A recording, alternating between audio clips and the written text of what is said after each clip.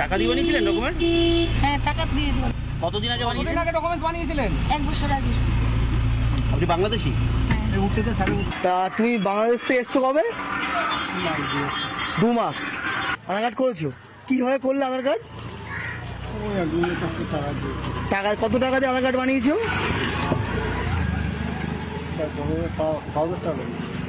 6,000 টাকা দিয়ে। কোনো রকম কোনো সমস্যা হয় তাই। আমি 30-32 বছর হয়েছে ভারতে এসেছি। ভোটার কার্ড 2011-র পর হয়েছে? হ্যাঁ, 2011-র পর হয়েছে। হ্যাঁ। কিভাবে বানালেন? সত্যি কথা বলছি, আমি টাকা দিয়ে করছি স্যার। কত টাকা? 17,000 টাকা। আজকে দ্বিতীয় প্রশ্ন, দ্বিতীয় অগ্নিবাণ, যেখান থেকে প্রত্যেকের কাছে আরো একবার যাবো। আমার দ্বিতীয় প্রশ্ন, দ্বিতীয় অগ্নিবাণ। ভুয়ো ভোটার মানছে পোষ। ভুয়ো ভোটারে এসে মমতা বন্দ্যোপাধ্যায়ের ভোটার হয়ে উঠছেন। এসআইআর এ তাই মমতার রোষ। ভুয়ো ভোটার মানছে পোষ, এসআইআর এ তাই মমতার রোষ। এসআইআর তাই করতে দেওয়া যাবে না।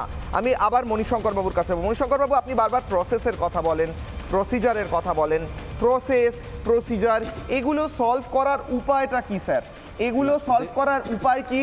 ये कानून हम बातिल कर देंगे, ये कानून हम नहीं मानेंगे, এইটা কি উপায়? দেখো, ব্যাপারটা হচ্ছে যে রাজনীতি নিয়ে আমাদের ভিন্ন মত থাকতে পারে, যে যার আমার বিমলদা যেখানে আছি থাকতেই পারে, কিন্তু যখন ভারতবর্ষের ঐক্যের প্রশ্ন আসবে, যখন একসঙ্গে থাকার প্রশ্ন আসবে, ভারতের লোকের থাকার প্রশ্ন আসবে, তখন যে যাই বলুক না কেন আমাদের সিস্টেম আছে। কি সিস্টেম? না, সেন্ট্রাল গভর্নমেন্ট আছে একটা, তার আন্ডারে স্টেট গভর্নমেন্ট আছে।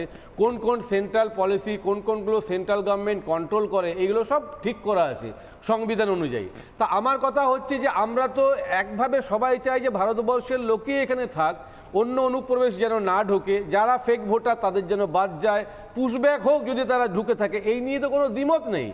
প্রসেসটা নিয়ে কেন দ্বিমত? প্রসেসটা হচ্ছে এই যে লোকটা বলছে 30 বছর আছে, এটার জন্য কে দায়ী? এই যে লোকটা 30 বছর এখানে ঢুকে আছে। তাহলে আপনাদের তো ক্ষোভটা হচ্ছে মমতা ব্যানার্জিকে নিয়ে। গুলশান কলোনি, রোহিঙ্গা বলে যায়, ট্রেনে বাসে আমাদের সিপিএম এর আমলেও অনেক আলোচনা হতো, এখন অনেক আলোচনা হয়। টিভিতে তো শুনি রোহিঙ্গা রোহিঙ্গা, রোহিঙ্গা তো আমরা দেখতে পাচ্ছি না। রোহিঙ্গা অনেক আছে, দেখাবো রোহিঙ্গা দেখালেন, রোহিঙ্গা পাড়া আছে, লাখ লাখ রোহিঙ্গা, রোহিঙ্গা পাড়া আছে, কোটি কোটি রোহিঙ্গা। আবার দাঁড়ান দাঁড়ান, আবার পার্লামেন্টে বলছে যে সারা ভারতবর্ষ, দাঁড়ান দাঁড়ান দাঁড়ান, সারা ভারতবর্ষের রোহিঙ্গার সংখ্যা কয়েক হাজার। আপনি ক্যামেরা নিয়ে যাবেন, পার্লামেন্টে বলছে ক্যামেরা দিয়ে ছবি তুলে নিয়ে আসবেন, ভিডিও করবেন। আপনাদের চোখে রোহিঙ্গা চোখে পড়বে না। আসলে আপনাদের ভোটটাই হচ্ছে রোহিঙ্গা ভোটাররা, 50 বছর যারা আছে। আচ্ছা, আপনাদের দলের আপনার কথা উত্তর নিয়ে আমি আসি বলছি। আচ্ছা, কাসেমদা থেকে উত্তর নিয়ে আবার আসি। কাসেমদা কি বলছেন? কাসেমদা কি বলছেন? দল সমৃদ্ধ হচ্ছে। কাসেমদা রোহিঙ্গা কোথায়? কাসেমদা আছে রোহিঙ্গা চলুন, আপনাকে আমি দায়িত্ব নিয়ে রোহিঙ্গা দেখাবো, রোহিঙ্গা থেকে দেখাবো আমি দায়িত্ব নিয়ে আপনাকে। চলুন সন্দেশখালীতে, সন্দেশখালীতে চলুন, আকঙ্গি পাড়াতে রোহিঙ্গা বস্তি গড়ে উঠেছে, আপনি চলুন। বারুইপুরের স্পিকার মাননীয় বিমান বন্দ্যোপাধ্যায়ের এলাকা, এলাকা স্পিকার, ঠিক আছে, শুনুন, মল্লিকপুরে আমি নিয়ে যাব আপনাকে, বলছি তো মল্লিকপুরে দেখবেন। আমি মানছি, আমি মানছি, আপনাকে নিয়ে যাব আমি গুলশান কলোনিতে, বলছি আপনাকে দেখতে হবে। না না, একটা উত্তর দিদি, আপনি তো খুব ভালো ভালো কথা বলেন। আমি বলছি ফেক ভোটার ইনফিল্ট্রেশন, তাহলে এটা ধরার দায়িত্ব কার? ফেক ভোটারে বাদ দেওয়া ইসিআই তো একদিন দেয়নি, কেন দিচ্ছে না? কেন দিচ্ছে তো? আরে দিচ্ছে তো, জয়দীপ বাবু তুলছেন, জয়দীপ বাবু তারপরে আসি, জয়দীপ বাবু তুলছেন। না না, বাদ দিচ্ছে তো, সেটাই তো আপত্তি। বাদ দিচ্ছেন বলেই তো মমতা ব্যানার্জি বলছেন এই আইন বাতিল করবে। বাদ তো দিচ্ছেন। এক সেকেন্ড, কাসেমদা, মমতা ব্যানার্জি আপত্তি করলে কি এসে গেল? সেন্ট্রাল গভর্নমেন্টের তো পাওয়ার আছে, সে তো অবশ্যই হবে তো বটেই। জয়দীপ বাবু উত্তর দিচ্ছেন। ভোটার একটা কথা, সেটা হচ্ছে আমার আমার বন্ধু মণিশঙ্কর রোহিঙ্গা দেখতে পাচ্ছে না, কিন্তু মাননীয় সুপ্রিম কোর্ট কিন্তু রোহিঙ্গা বিতরণ নিয়ে সম্পর্কিত মামলায় রোহিঙ্গা দেখতে পেয়েছেন। সুপ্রিম কোর্টের ভার্ডিক্টে কিন্তু লেখা আছে যে একটা হিউজ সংখ্যক রোহিঙ্গা আমাদের দেশে সেটেল করে গেছে। কয়েক হাজার বলেছি, এরা কয়েক লাখ বলছে, কয়েক কোটি বলছে। রোহিঙ্গা আমার দেশে আছে, সব রাজ্যে আছে, সব রাজ্যে আছে। আমার বক্তব্যটা যে তুমি দেখতে পাচ্ছ না, অনারেবল সুপ্রিম কোর্ট দেখতে পেয়েছে, সব রাজ্যে আছে।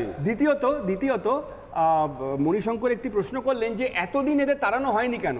তো হিন্দিতে একটা কথা আছে, দের আয়ে ফির দুরস্ত আয়ে। তো এতদিন হয়নি, এখন হচ্ছে, ইউ শুড ওয়েলকাম ইট। আরে মনিদারা স্বীকার করে না, এরা চলে গেছে। ওটা অনুপ্রবেশকারী।